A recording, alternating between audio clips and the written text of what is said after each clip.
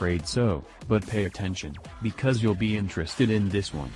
The T references the Monte Carlo rally winning 911T from 1968, and stands for Touring.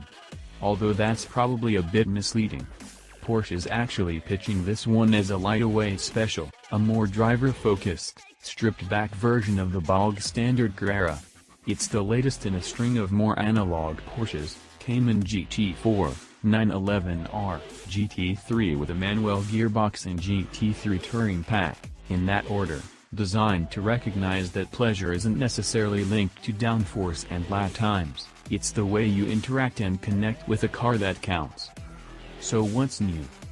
Not the engine, that's the same 365 bhp 3.0-liter turbo flat-six as the Carrera, driving the rear wheels through either a 7-speed PDK or a 7-speed manual.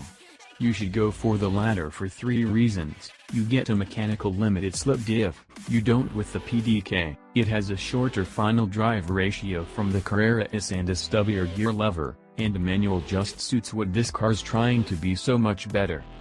A sports exhaust is standard, along with PASM sport suspension lowered by 20mm and thinner glass from the GT2 RS for the rear windows and rear screen. Sound deadening has been largely reduced and there are no rear seats and no radio and sat-nav, although you can add those things back and at no extra cost. You also get a sport chrono pack and fabric door pulls instead of metal handles. How much lighter are we talking? Porsche claims 20 kilograms has been taken out, but dig into it a bit and this is massaging the truth. You see, deleting the rear seats and sat-nav, the thinner glass, reducing sound insulation, those fabric door loops and adding sport design exterior mirrors does indeed reduce the weight by 20 kilograms. But adding in the sports exhaust, sports suspension, 20-inch Carrera S wheels, sports seats plus and the diff, pile 15 kilograms back in. That leaves us with a 5 kilogram saving, or the equivalent of a large Christmas lunch. Sneaky. What about speed? Yes, it has some. The 0 to 62 miles per hour time drops by a tenth to 4.5 seconds, 4.2 seconds with the PDK, and top speed is 180 miles per hour. This, you quickly realize, is plenty, especially when you're driving on some of the finest tight and twisty mountain roads the south of France has to offer.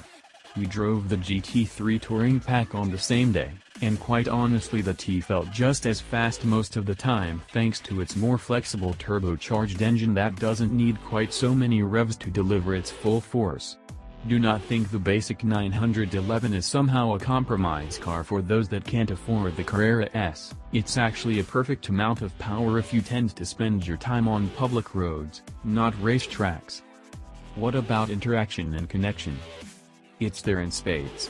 Sports exhaust burping and cracking away behind you, sport mode engaged, suspension in its softer setting, paddling the manual gearbox around while letting it blip for you on the downshifts is a joyous experience.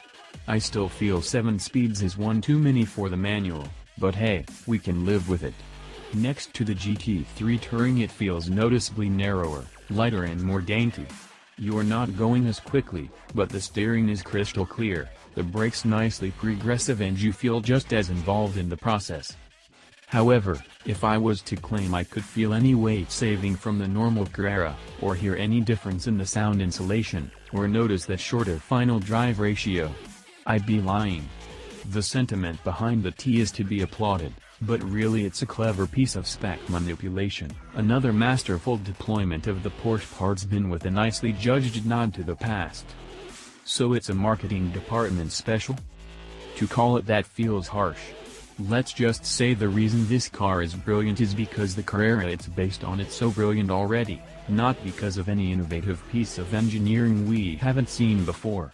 There's a growing fashion for these slightly retro-flavored sports car, mostly perpetuated by Porsche itself, and I don't see anything wrong with giving the customers what they want, especially when the result is as compelling as this. It's easy to be cynical, but if presenting the Carrera in a slightly different light helps them sell more of this astonishingly talented car, then fair play. What about the price?